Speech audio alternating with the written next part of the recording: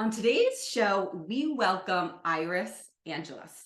Iris is an author, artist, mentor, healer, workshop facilitator, chiropractor, and applied kinesiologist. In her book, Your Body is the Portal to Your Soul, she combines her own lived experience and insights with knowledge she's gained from seeing over 25,000 patients in nearly 30 years of practice. Iris has a deep passion to empower people to thrive in their lives and bodies so they can offer the world the gift of their unique soul frequency. Iris, it is an absolute pleasure. Welcome to the Deep Life Podcast. Thank you so much. I'm so excited to be here with you today. We are thrilled, and you are in lovely Australia, which you live with your husband and cat. I know that you had mentioned that too. I love it. Well, let's dive deep because I have a feeling we are going to get very deep into all of these concepts with our body and the soul.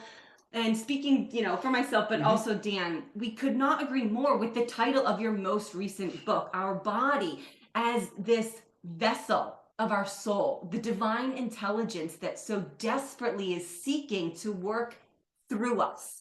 So please kind of enlighten us with the knowledge and wisdom that you've gained about our bodies as this being that we inhabit and how we can better, understand it to use it in this third dimensional world of reality that we're all in. Yeah. So like you said before in the bio, I've been a chiropractor for nearly 30 years and an applied kinesiologist for 20 of those. So I've had a lot of opportunity to interact with people's bodies and start understanding what they're trying to tell us. So my observation is that most of us, as we grow up, as we get socialized in our cultures, we basically get socialized into our bodies as a tool at best. It's the bit that gets you from A to B and it gets you to allow to experience these different things. And if something feels unpleasant, then ignore it, or if you can't ignore it, suppress it, take a pill, keep going. And if you take that to its logical conclusion, it basically means that eventually the body will go, do you know what? I really need some help here. And it's going to be very emphatic about how it's trying to get our attention, basically. It's funny, I was recently at a book fair and people would approach me and go, oh yeah, your body's a portal to the soul. Oh yeah, you got to eat right and you got to drink water and you got to exercise. And I was like, you have not got what I'm saying with this title, right? Because it still comes from the point of view of, oh, my body is my tool. I own my body. And when you're in that mindset, it basically means that you basically ask your body to store a whole bunch of energies or frequencies, right? So one of my things is everything is energy. If you break down matter, it's really just really, really slow energy, yeah? The atoms that make up our bodies are mostly space, with tiny little packets of energy moving around. So if everything is energy, so are emotions and habits and beliefs and trauma and all that sort of stuff. So if we don't consciously interact with our body is ending up having to store all these energies in there. And often what ends up in the body is what we don't know that we don't know. Yeah. Because at the time it's too hard to deal with. We don't have the tools, we don't have the resources, whatever you want to call it. But that trauma or that energy or that belief or that emotion gets stuck in there. And then they're going to be, our bodies, our subconscious mind are going to present us with these healing opportunities saying, do you know how you put that away for later? Well, now it's later. How about if we deal with that now? And mostly go, oh no, I can't deal with that now. And you stuff it down and it gets bigger and bigger, right? So one of the ways that could look is, you're having a discussion with your partner, something gets said and you just completely explode, which is totally out of proportion with what was just said, And that's because you're not just reacting to that tiny little incident, you're reacting to everything that's gone before. So like writing a book is really a very deeply developing experience. So I have, through the book, learned much more in depth about what it is I'm actually writing about. So one of the things I encourage people to do is to understand our bodies as a pet. If you have a pet that you really love, what you do, You give it the right food. You give it a soft place to sleep. You give it playtime. You give it exercise. You give it sunshine. You give it fresh water. You give it affection. You give it all these things so that your pet can thrive. Now, that to me is a functional relationship, is a relationship of unconditional love. Yeah. What do we do with our bodies? Right? Our bodies are an intelligent entity with their own needs and desires for, different foods or water or health, or, they need certain things in order to feel well and to thrive. Well, most of us keep moving the goalposts, right? It's like body says, you're on the computer, for example, you're on the computer, and your body goes, I'm thirsty. And you go, yeah, later. Yeah, later. And then I'm thirsty. Yeah, later.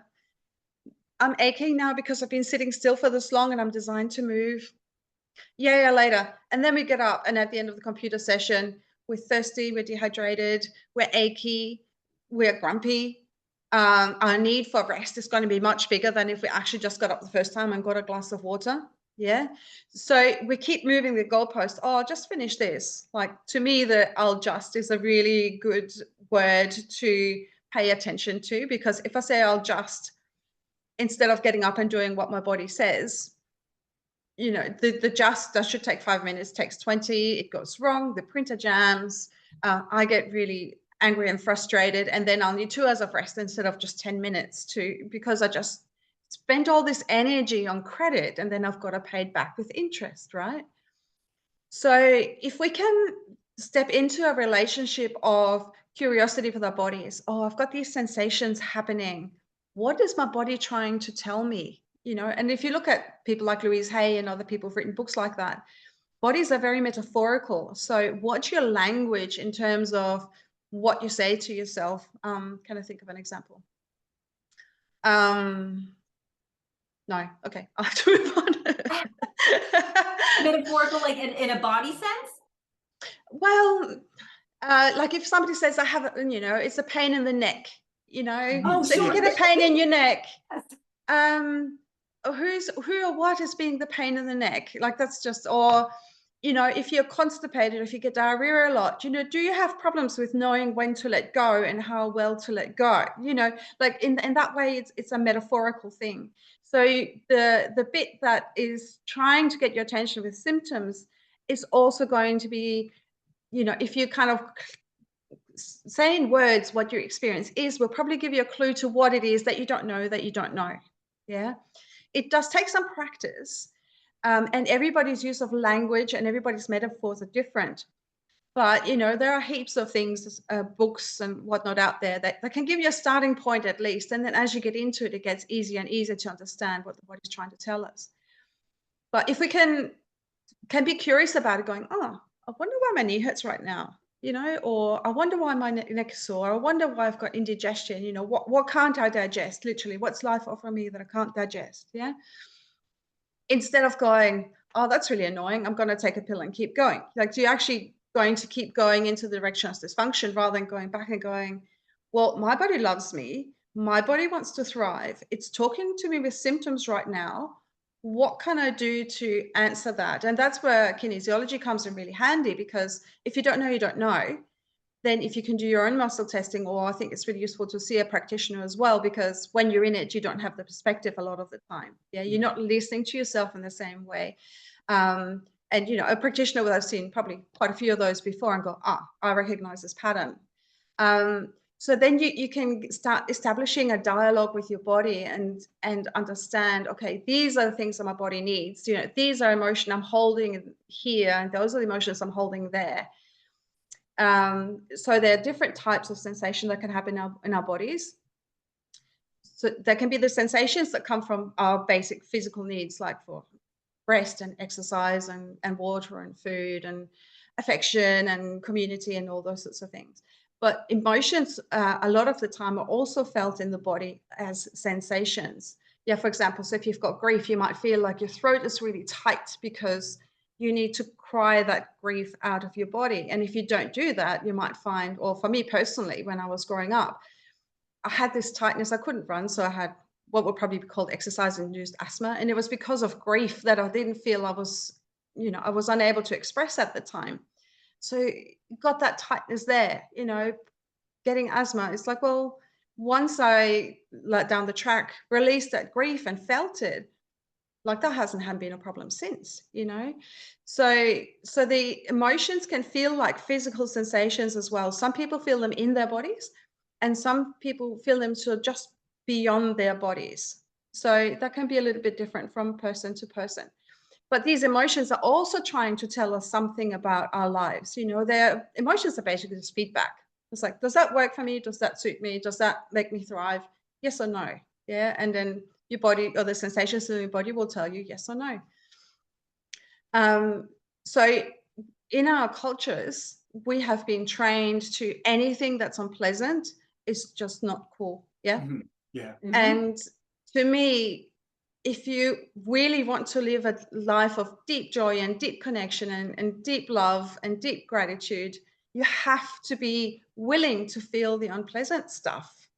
Yeah. It's Yes.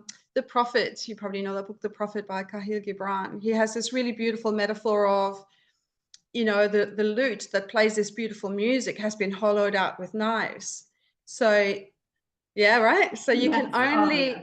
you can only house as much beautiful stuff as you're willing to feel the bad stuff. In my view of the world, we are beings of love, we are beings of joy, we are beings of connection. That's our natural state. So if there is unpleasant stuff, it's not going to be there forever. It's going to be there, like with an unpleasant emotion. It's usually, a couple of minutes to a couple of days, and usually you'll get breaks from it. Like you feel some of it, and then you get a little rest until your body goes, okay, we're ready for the next wave now. And then you get another go, and then you have another rest. So it's, our bodies don't want to overwhelm us. They just want us to process and acknowledge what's going on. Yeah. So if we don't do that, that gets stored in our bodies as well. And eventually I think of it of the energy becoming so dense that it can become a physical disease. Yeah. So our bodies are trying to guide us through life. They're trying to give us feedback as to, what's most in alignment with us thriving. And if we ignore that, all these dense energies get stored in our bodies. And the end result is that for most people, it's my observation, most people sort of live sort of eyes and ears upwards. Yeah, they live in their minds, they live in their vision and their hearing and possibly their taste, but they ignore everything sort of from the chin down. Yeah, it's like they're not even in their bodies. And they can't be in their bodies because their bodies are full of stuff. They're full of dense energy. And the soul can't sit in those frequencies.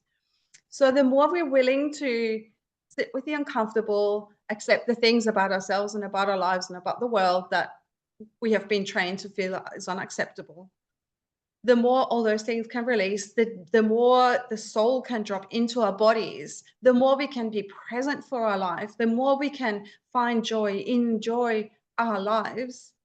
And all of a sudden, you're not just kind of going from birth to death and what happened in between was like, I don't know, to, wow, I had this incredible experience of beauty today, or I had this incredible experience of love today, or wow, my pet's fur is so soft, or like you can actually really experience what it is that you experience and take pleasure in this life.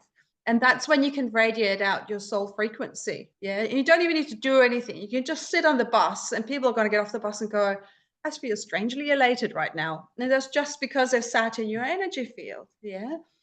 So as a culture, we've been conditioned into producing, performing, achieving, at all costs, literally, like at the cost of your health, at the cost of your relationships, at the cost of you actually feeling joy in your life. And we need to go, okay, I'm not a human working. I'm not a human doing. Oh, look, I'm a human being. Yeah. And why do I work? I work to live. I work so I can nourish my life with all the other things that I want to experience, do and not do. I am going to give my body the rest it needs so that when we're out there doing stuff, it can feel vibrant and alive.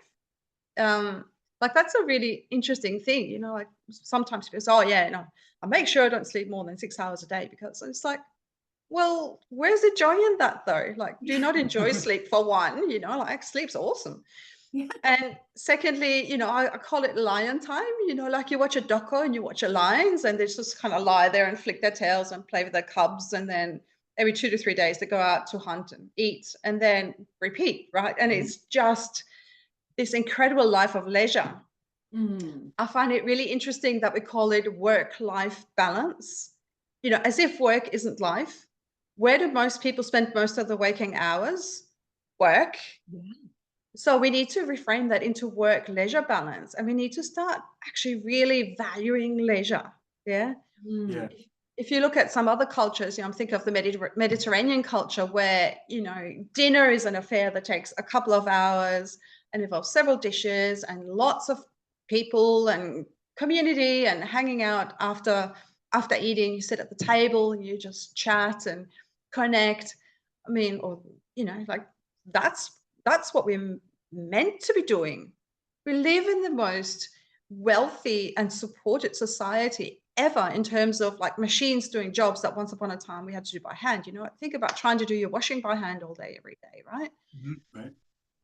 Like, why do we still live as if, we're going to be chased by a saber-toothed tiger or something?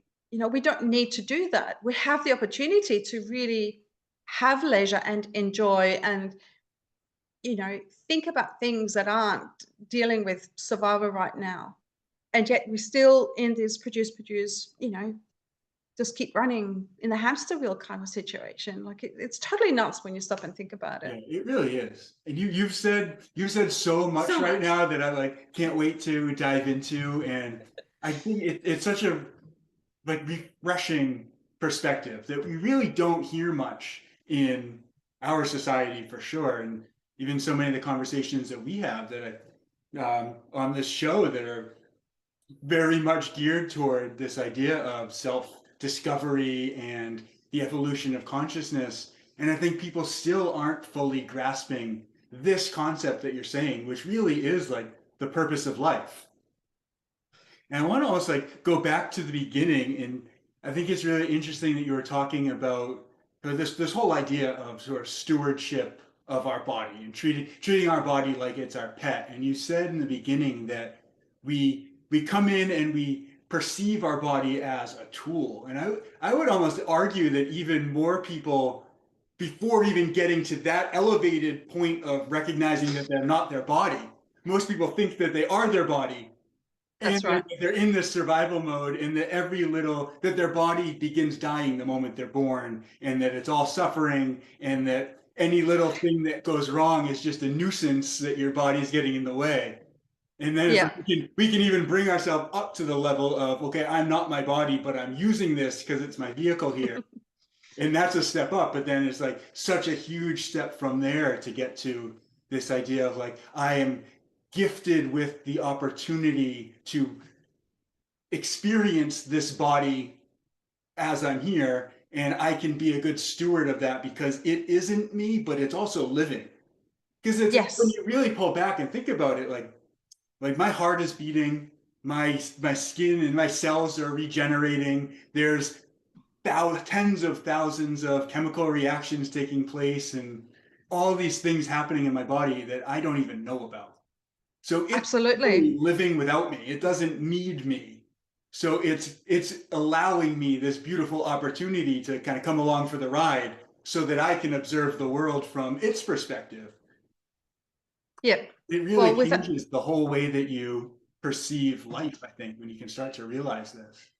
that's exactly right. Yeah. I mean, the body does and doesn't need us. Like it can function to a very large extent without our input. Yeah, I liken it to you get in the car, you start driving, you arrive at your destination, you go, I don't remember driving. Like Yep. I was like in tomorrow planning the day, or I was in yesterday's argument, or I was, designing jewelry, whatever I was doing, but it definitely wasn't present for the drive. Like I didn't see the things.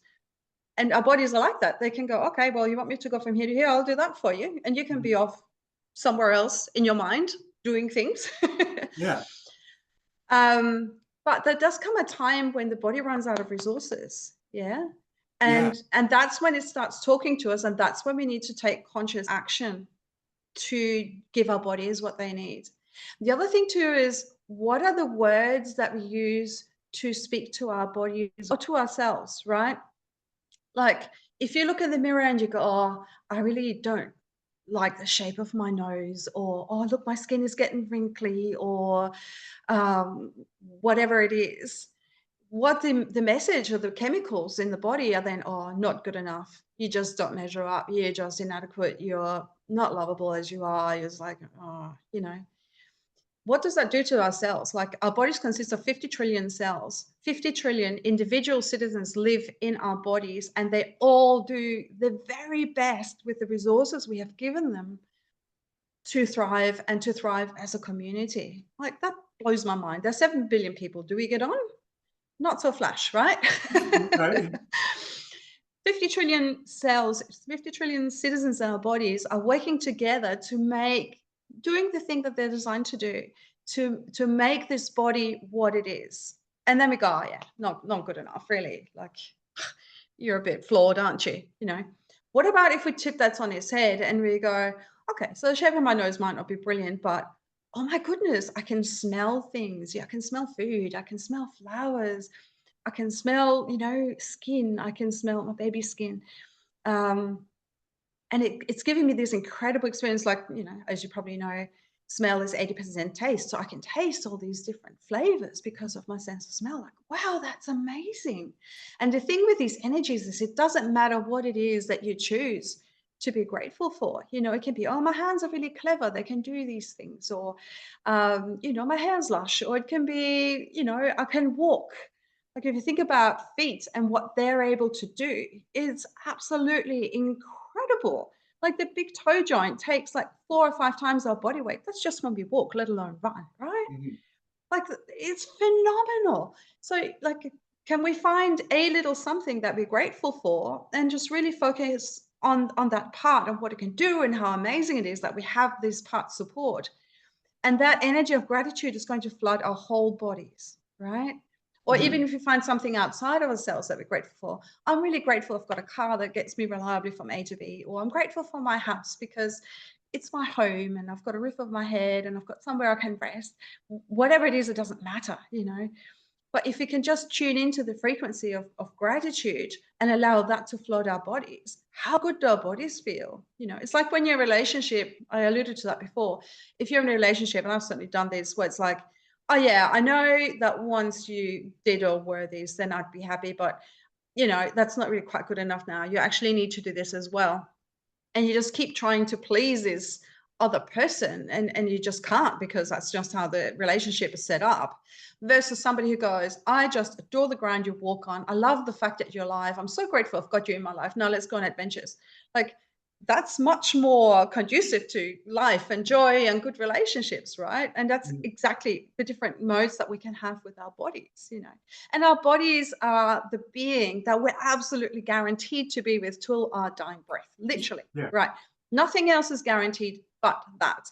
So why not have a relationship that's actually one of nurture and love and respect and understanding, and like giving our bodies more than they need so they can thrive, rather than just giving them, you know, like say a glass of water when I'm thirsty. It's like, well, I'll just have a bottle there and I'll just sit because I know my body needs water on an ongoing basis. And it feels so much better and it feels nurtured. And if I can give gratitude to the water before it even goes in my body, then have rearranged the crystals in there so they even nurture my body more. It's not hard, right? It's just little things. And that's something else too. Like with the water, I'm just gonna go off on a tangent now because Yeah, they're I love funny. it. So according to, depending on who you speak to, you know, our body's at least 2/3 water. If you look at somebody like Vida Austin, she says 99.9 by molecular weight water.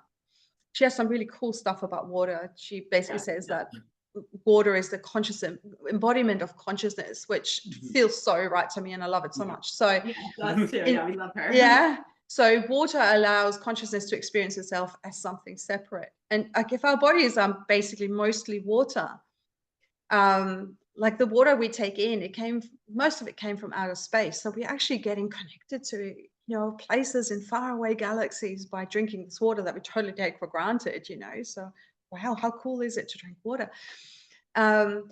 And I was going somewhere with this. Yeah. So the molecules in our bodies, the water molecules in our bodies are meant to like hold the energy or allow the energy to flow through our bodies, literally. So if we hold high frequency states like gratitude, like joy, like love, like connection, like friendship, like gratitude, then those energies are going to flow through our bodies so much more readily. Yeah. If we hold energies like fear or like hate or disconnection or dislike, you've probably seen this too, it disorganizes the water molecules. And that's how those energies then get stuck in our bodies, because it just never really can just move through as an electrical charge. So, you know, one of the things I look at and go, people go, okay, I've got to get healthy, right? I've got to start exercising. I've got to change my diet. I've got to drink more water. I've got to do yoga.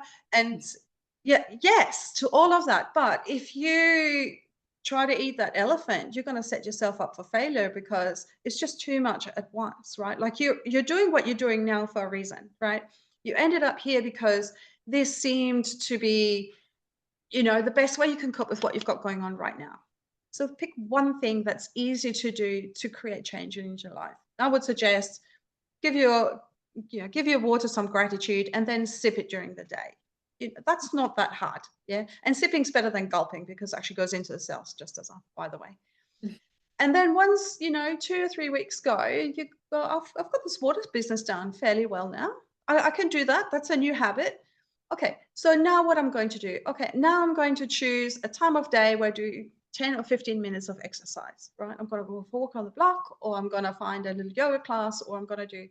So you make change sustainable by making it small and incremental.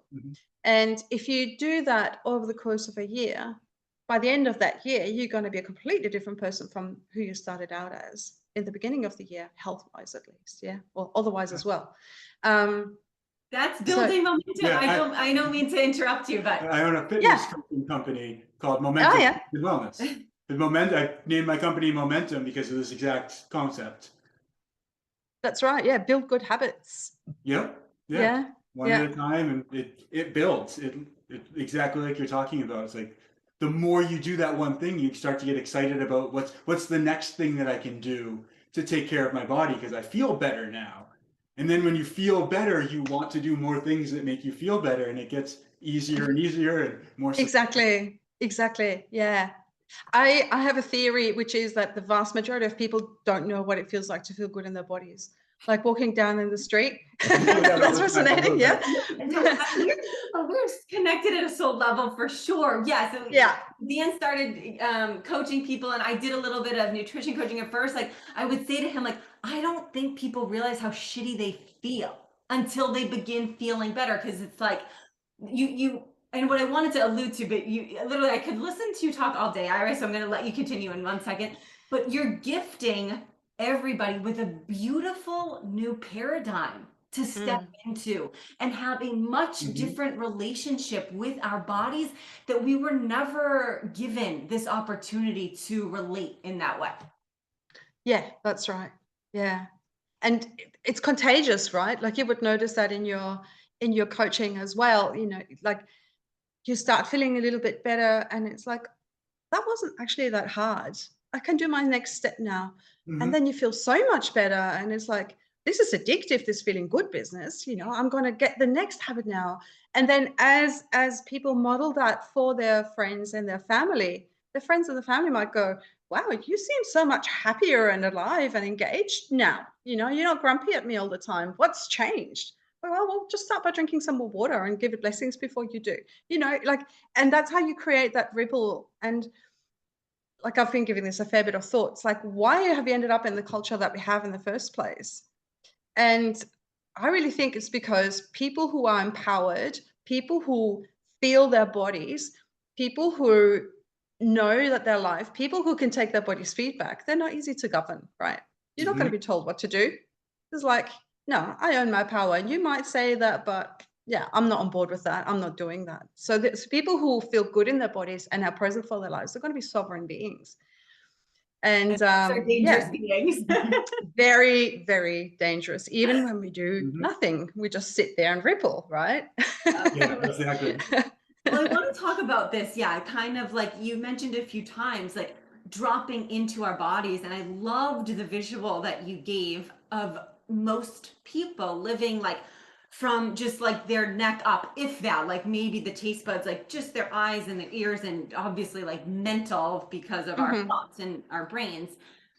You mentioned the book too, Louise Hay, like that Mhm. book I think changed my life. I went through I sat down with a journal. I went through everything that I'd ever gone through my life, health wise, mentally, like anxiety, depression, all of these things, wrote them down, and then wrote what she had posed as the, and I saw it was almost like I saw the Matrix. I saw everything overlapping. And I was like, oh my Yeah. God. It's wild. But it was, like I said, it just shifted me into this new paradigm. And what I became was just aware. So Mhm. like a question, like, how do you get people to like actually understand that our bodies are, sovereign in a way if they're not aware? I've taken my legs and my feet for granted for so long, like the ability to walk, or the ability to talk. I've lost my voice several times if I'm at a concert or I'm so sick, or I've thrown my back out working out as a good thing, and I couldn't even walk. It's debilitating pain. And I just, for myself, I took it for granted. How is it? Is it the awareness that's presented? Is it the gratitude that you allow people to observe first? There might also not be a rhyme or reason because we're all unique individuals. Yeah. I don't know how you wake people up to that other than modeling it. Mm. And I think it's probably the discomfort that drives it first. And that can be physical, emotional, or mental or spiritual discomfort. And some people have a very high pain threshold. A lot of people are very comfortable in their discomfort. Like I've had patients and I have said to them, look, you need 2 more visits and you're going to be awesome. Now, the way I'm wired, if I can do awesome, I'm going to go for awesome. Like there's the 80-20 rule, like 20% of your effort's going to get you percent, but I want the last 20, right? Like, let's go. And those people have stopped coming at that point because the whole idea of actually being awesome was just too scary. It's like, no, on some level they're attached to, yeah, you recognize that. On some level they're attached to, the pain or the discomfort that they're feeling. And it's like, well, who am I going to be when I'm not the person who carries this pain anymore? Am I still going to be getting the attention? And that's that whole dysfunctional thing. Yeah, Like you basically go through an everything. identity crisis. Absolutely. And the thing is, everything that we're looking for on the outside, we actually carry on the inside. Yeah. Mhm. So like another big thing that I think about a lot is the sense of self-worth. Like people go, oh yeah, no, I can't afford that health thing right now. Like, oh yeah, I know I need 3 visits, but I'll only come once more because that's all I can afford. It's like, okay, so are you currently drinking booze? Are you drinking beer or other alcoholic drinks? Do you think that money would be better invested in your health? And it's just a matter of they haven't crashed hard enough to go, okay, well, this thing is going to kill me if I keep going the way I am. Am I prepared to get killed? And some people are. Some people literally would rather die than deal with whatever it is. And that's their journey, that's their choice, and that's part of that part of the human experience potentially. Mhm. But when there's got to be a sense of, okay, no, I've actually had enough of feeling like this now, and that's when they go, okay, so I need to do something differently from what I'm doing now. Like I had my own epiphany, like that wasn't necessarily health related but relationship related, when I was 26, I think, or 27. And I'd been married very briefly to this man who I've recently found out was actually a diagnosed psychopath and an alcoholic, which he didn't disclose beforehand. So you can get where my self-worth was at when I was younger, yeah. And like at that time I looked like a supermodel. Like I should have, I would have had my peak had I only been aware of it. But I was tuned into that frequency of abuse, obviously. And I remember standing there in the kitchen, and he handed me back his wedding rings for the third time and sort of saying, yeah, this relationship is over. And at that moment, I realized, okay, I can now break, or I can go, okay, this is it. I'm not doing this anymore. Yeah. And I wasn't prepared to break for anyone. So there must have been a sliver of self-worth in there somewhere that said to me, yeah, no, I'm done with this game. And then from there on, basically, I didn't realize this till later, but I was taking all these things I had thought I had been taught. I'm not even going to say I had been taught. This is what I took away from what happened. I took all these things that I had thought I had been taught about relationships and went, okay, does this actually work in real life? Like, does this actually give me a relationship that I enjoy being in? And if the answer is no, well, I'm going to have to do something differently. Yeah. Yeah. And, that must have worked because I've been married for nearly 20 years now, right? It all happened for a reason. Exactly. And like, I'm grateful that I hit that rock bottom at that young age, because it meant I had a lot of years to unpick and relearn and draw in. And I don't know if we said that before, but like, to start with, it's the discomfort that drives, okay, this is just so horrible, I want to get out of this. And then once you realize that you're feeling better, then it can become a proactive thing. Wow, like, let me try acupuncture. Let me see if that makes me feel good. Or let me try this new type of massage. Or let me try this new food. Or let me try, so you then start looking for, what are the ways that I can make my body feel better? What are the ways in which I can get my life to feel better? And that's the secret about getting older, right? Life gets so much better if you actually allow yourself to go through some of that processing. Like, if you do what you've always done, you're going to get what you always got. It's probably not going to be all that pretty. But if you put your foot down with yourself and go, this is not how life was meant to feel. I know in my heart that life was actually meant to be one of joy and connection and fun and enjoyment and pleasure in being here. I'm going to change that around. Like, that was the other thing that I grew up with, and I don't know if that resonates with you, but it was almost like the body and physical life was kind of dirty and undesirable, and all the good stuff was sort of heart upwards, like love and spirituality and all that stuff. But again, back to this acceptance business, if you're not prepared to go deep, then you're not going to go high either. And the trick is to really be in your life and enjoy those little things, like enjoy preparing your food, enjoy those little moments of sitting in your car and looking at the trees, or enjoy the moment of putting your feet on the ground and feeling the bare earth with your feet. That's a really great way to ground and get into your body. To actually enjoy the time that we have here, instead of kind of going from highlight to highlight, like that's the only time that we often give us our times permission to celebrate or feel joyous. My birthday party, or my wedding, or my graduation, and that was when I was allowed to feel really good. It's like, so then you just have this highlight reel of your own life, and all the bits in between you've actually missed, when each moment is, when it's gone, and each moment gives you an opportunity to experience something magical. That's my thing. Life. Say that again. I said each moment is equally life. There's exactly only one moment. There's not the good moments and the bad moments. They're all just the same moment. That's right. Yeah. You mentioned this sort of idea of almost like thinking of the body as being gross, and I think that's so prevalent, especially in Western culture. And Elise and I were both raised Catholic, where there is, and we're not anymore. Yeah. But are also not opposed to anybody in that religion and learning through that, because it was seriously a very big teacher of ours. Yeah. And I think that there's so much just ingrained from that culture of the body is shameful, the body is, you're born into sin and you're impure, and you need to go find something outside of you that's going to purify you so that you're not gross anymore. And I think that because like so much of like Western culture is built on that allows for these narratives of like the body is like, we look at something like cancer or autoimmune disease, and so the body is fighting against itself and the body is torturing you. And it's like, that can't be further from the truth. Like the body is screaming for your attention asking you to please love it back because it's been loving you unconditionally for your whole life. And it's just so beautiful when you can have these reframes and this change in paradigm. It really changes everything. I just got chills when you said that. I couldn't agree more. And like, look at the language that we use. Oh, I've got to fight this cancer. I've got to fight, Right. fight. And it's like, it's fighting what you've been doing your whole life. And how did that work for you?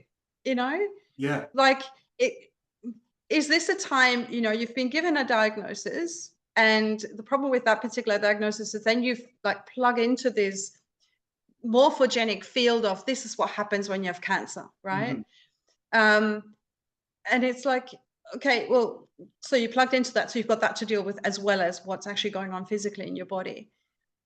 But like, have we been fighting our own lives so far? And is this the opportunity to say, okay, do you know what? This isn't really working for me. I need to stop. I need to rest. I need to reassess. I need to ask my body what it wants. I need to investigate who can support me through this journey. But how many people go, oh yeah, no, I'm still going to go to work. Like, I know I've got cancer and I've got chemo next week, but I'm still going to go to work. You know, it's like, literally, that's the kind of situation I'd rather die than change. Yeah, change is just so scary. And the thing is, you know, like, just because we judge something as unacceptable doesn't actually mean that it is, you know, like, and I think with cancer it's literally like, where does it sit? Like, I'm thinking about people that I know of who had pancreatic cancer, which is one that takes you out really quickly as a rule, right? So what's the pancreas known for? It's known for dealing with sugar levels, right? So what's that about sweetness in life? Am I allowing myself to feel the sweetness of life, you know, or am I in a situation that, by the way, I created because I said yes at various stages? Am I in a situation where I feel like life is just bitter and hard and difficult and unenjoyable all the time, you know? So with pancreatic, I don't know why pancreatic cancer is coming up anyway. So it's like, if you have been given that diagnosis, give yourself the opportunity to actually experience the sweetness in life. Allow yourself the opportunity to be nurtured, you know, like, flip things on their head. I think that's good advice anyway. Like, I've sort of noticed in life, if you get told, oh, X, Y, Z, if you flip that on its head, you're probably closer to truth anyway. You know, like, I am small, dirty, and unlovable and unworthy. It's like, oh no, I am quite a massive big being currently kind of looking out through these eyes, incredibly powerful creator being. I'm totally worthy and lovable, and I'm worthy and I'm loved, you know? But I think, you know, we've been pushed into this victim role, which is basically what we've been talking about. Yep. But a lot of people are scared, I think, of actually being responsible. Yeah. So if we change our lives, suddenly we're responsible and we're not following those things that we were taught we were supposed to want and how life was supposed to unfold. And then what happens with us in our tribe? You know, will we get kicked out of our tribe? But like, being responsible is just the opportunity to actually make a response, like able to respond. Most of us, most of the time, just react. Yeah. So that's back to like living from your sort of your chin up. Like, when we're in that state where our bodies are full of dense energies and we get triggered into particular, you know, reaction patterns that we have always done that haven't worked for us most likely all the time. If we want to be responsible, that means we need to notice we get triggered. So that was one of the things before too, when you mentioned about how do we actually make people aware. It's like, actually stop and observe. Just take a breath. Observe. Okay, so what I think is going on right now is that I'm absolutely certain that that's actually true. You know, could this just be how I'm perceiving it? And the moment you've taken a breath and you've observed, you can then go, okay, so does losing my cool right now really support the outcome I want? Then sometimes it might, you know, sometimes the people with you might go, oh, okay, right, yeah, all right, boundary enforced. Okay, great. Most of the time, it's probably not. So can you then take a breath and go, okay, right now, this triggeredness, if I let it all out, it's probably going to damage more than it's going to create. So okay, I'm acknowledging it's there. I can feel it in my body. And I'm now going to say this thing that I wouldn't have thought of if I was reacting to get the outcome that I actually want. You know, do I want to blow this relationship up? Well, no. Do I want to spend 3 days with the house feeling like a thundercloud? Well, no. So what is the thing that I can say that gets me to where I want to go without creating all that destruction? So, you know, being responsible actually puts you in the driver's seat of your own life. It puts you in the driver's seat of your own creation. And I guess that's the thing. Most people prefer somebody else to be in charge because then they're the ones that have got to do something when things go wrong.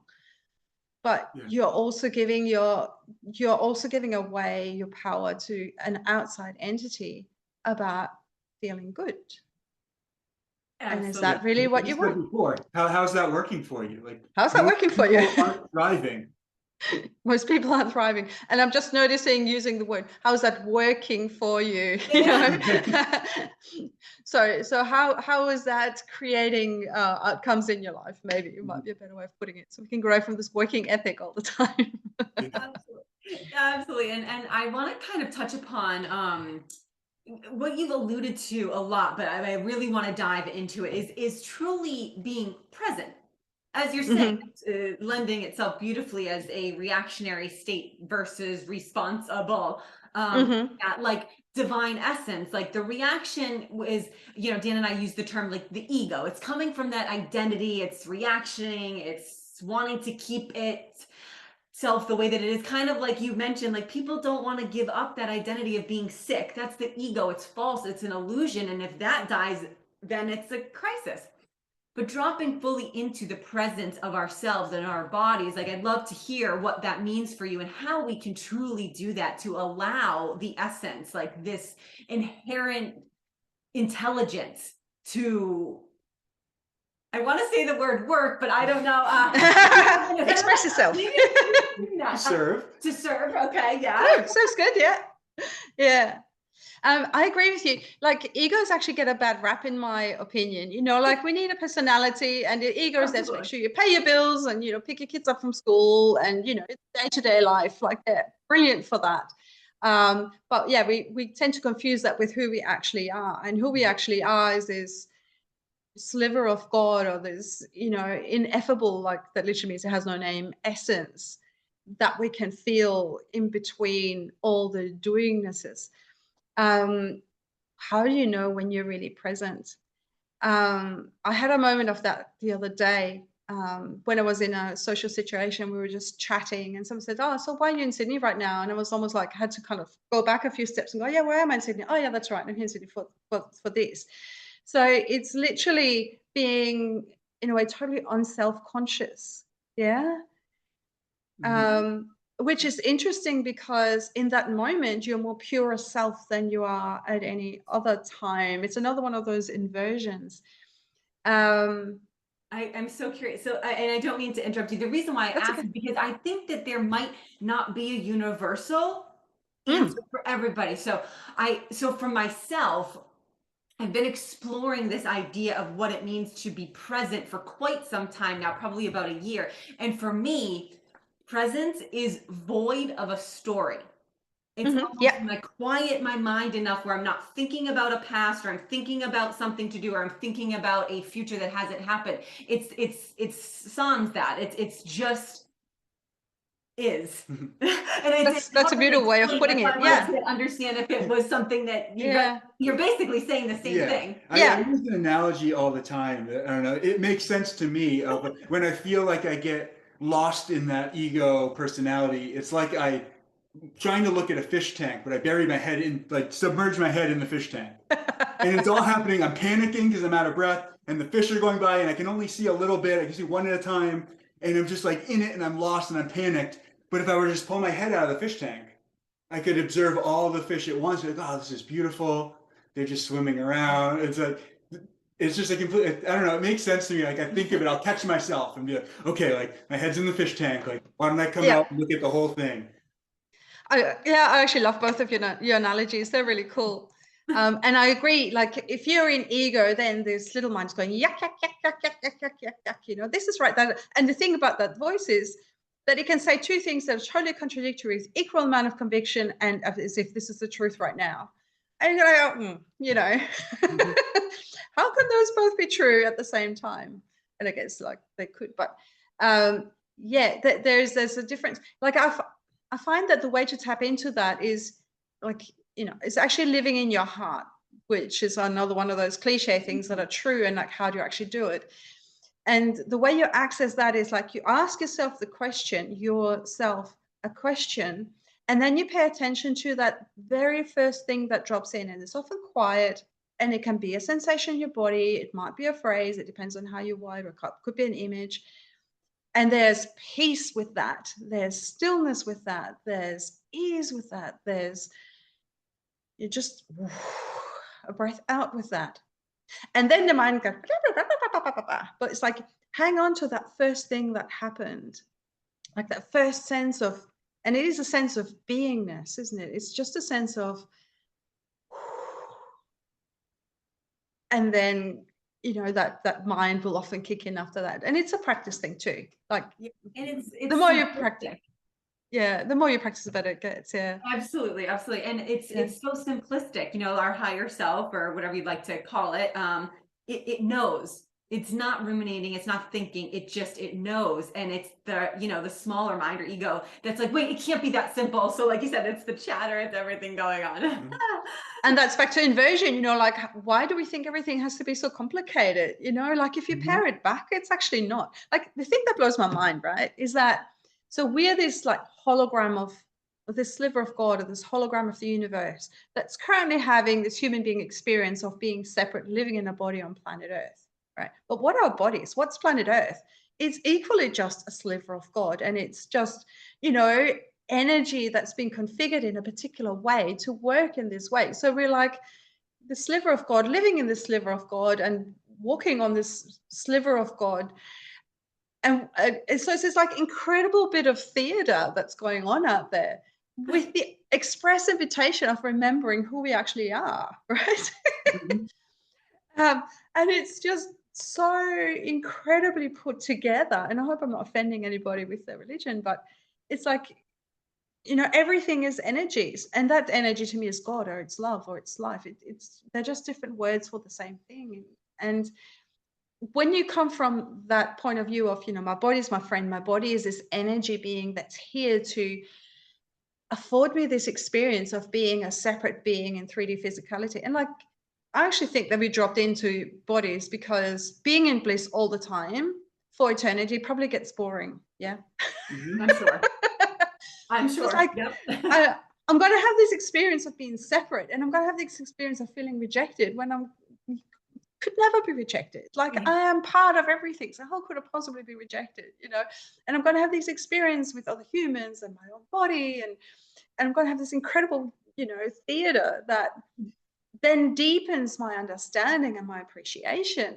So how can we not treat our bodies like they're precious and they're sacred? They're sacred spaces to be living in. How can we not treat our earth as a precious, incredibly intelligent, diverse, nurturing place to have this experience? Like, how can you conceive of the idea that earth is dirty, or that our body is dirty? Like, they're made of the essence of God, Anyway.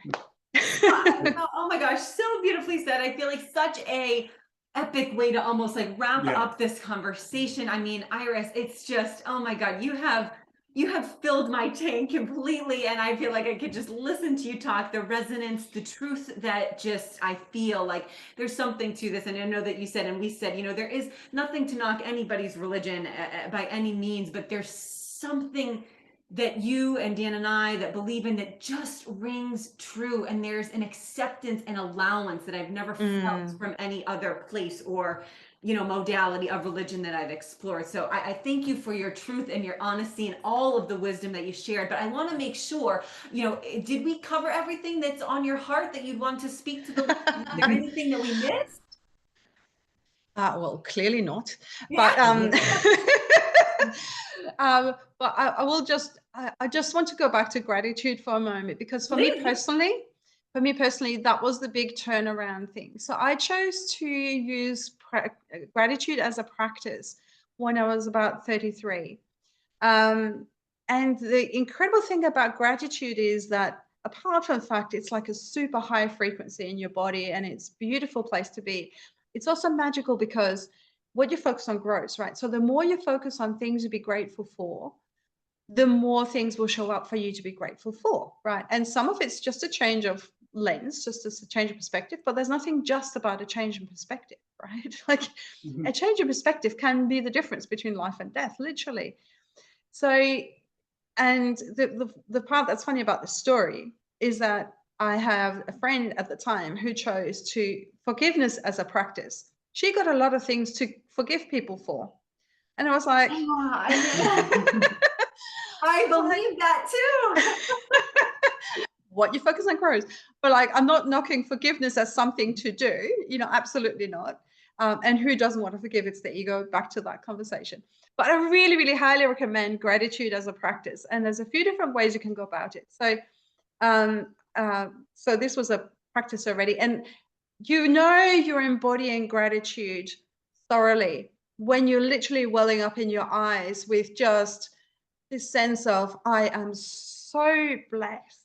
Yeah. So if you're just saying thank you, that's great. And it changes the water molecules and changes your focus. But I would encourage people to really get into that state of really deep gratitude. It will change your life. And a friend of mine was running this workshop and he was saying, do a gratitude diary. So I did. And I started out with, okay, today I'm grateful for bullet point my husband, bullet point my dog, bullet point my house. That didn't work, right? Then I changed it to writing I am grateful for, and then writing everything I was grateful for. And the thing is said at least 3 times, but by the time you get good at this, there might be 2 pages worth, I am grateful for, I am grateful for. By writing by hand, I am grateful for, you're actually creating more nerve paths to gratitude in your nervous system, so that just by writing I'm grateful for without then necessarily saying what that is that's making you feeling grateful, you're actually creating this energy of gratitude in your body and in your life as you speak. And again, the more grateful you are, the more you will have to be grateful for. The more grateful you are, the better your body will function, because the body will carry this energy and all the cells are going to feel like, oh, I feel so appreciated, I feel so valued, I feel so loved, I feel so nurtured, I feel so, and that's the juice you want to marinate your body in, isn't it? That's how your cells are going to be functional and vital and alive and deal with any little, thing. Just go kick it to the curb. You're breathing in pollution, I've got you, because I know that you love every single cell in my lungs and you're so grateful for them doing their incredible job, and you know that your immune system's going to be switched on. Like, what is cancer and what is autoimmune disease? It's basically not recognizing self from not self. It's not recognizing these patterns and beliefs and behaviors that you've been taught by other people that aren't yours, energies from other people ancestrally that you're carrying that you don't need to. And what's the antidote to all of that? It's gratitude. So I would encourage everybody to start practicing gratitude in a way that makes sense to them. I would definitely encourage a gratitude journal. I think I did a gratitude journal for a whole year and it was amazing. And the thing with gratitude too, I've had quite a few laps around the sun by now, and now I know if I'm in something that feels really difficult right now, I know that down the track, I'm going to be grateful for this experience because of the layer it's going to have peeled back, because of the truth, the closer to the truth, my own core essence, I will have walked into, the more magnificent I will be as a result of having had this experience. So I can actually be gratitude sort of in advance for the thing that's really uncomfortable right now.